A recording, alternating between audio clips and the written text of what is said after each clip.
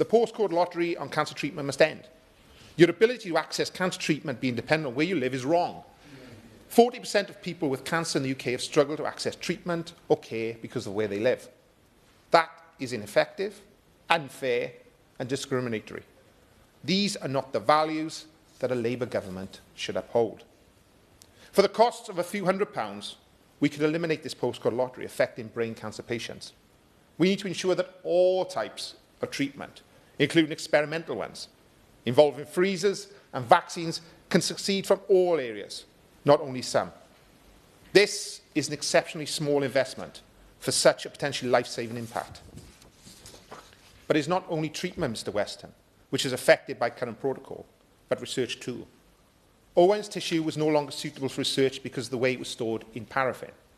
It is also incredibly difficult to have control over your own tissue post-extraction. There's constant confusion over who technically owns it, making it challenging for people like Ellie to retrieve the remaining tissue for further testing or research. We need to stop putting unnecessary barriers in place. We are making things harder than they need to be, and these practices have a direct impact on people's everyday lives. It is just as alarming that as all this is done without any informed consent from the patient or their families. The importance of the storage method for brain tissue cannot be understated when someone's life relies upon it. Brain cancer patients and their families should have absolute right to be consulted on and give informed consent on how their tumour is stored. I know this was debated in the Welsh Senate in July, and I wonder if the Minister could liaise with the Welsh Government about introducing a similar plan. I understand the Minister said there that they were not minded to introduce legislation.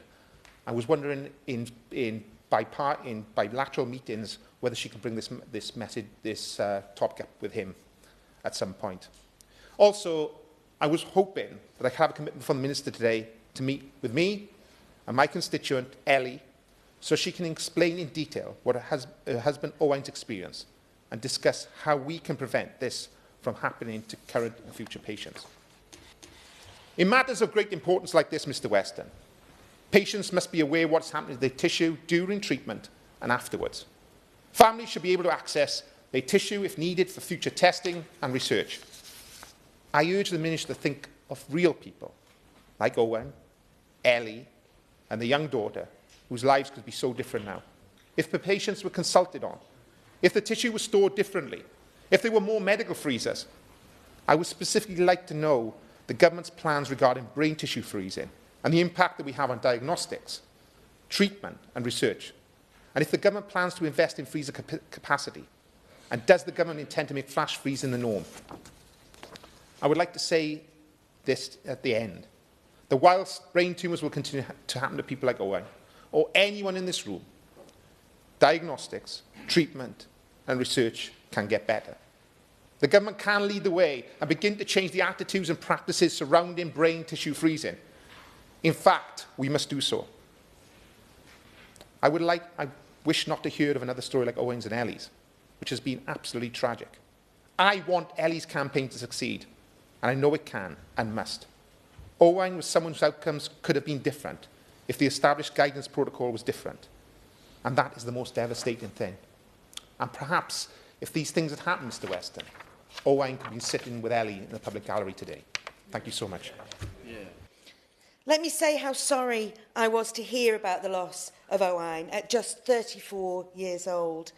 His story reminds us that many people are losing their life to brain cancer very shortly after diagnosis, and we are determined to do all we can to change that. I extend my deepest sympathies to his wife Ellie, who's here today, and his daughter Amelia, and I would be honoured to meet with Ellie and the Honourable Member for Caerphilly to hear more of her and Owain's story.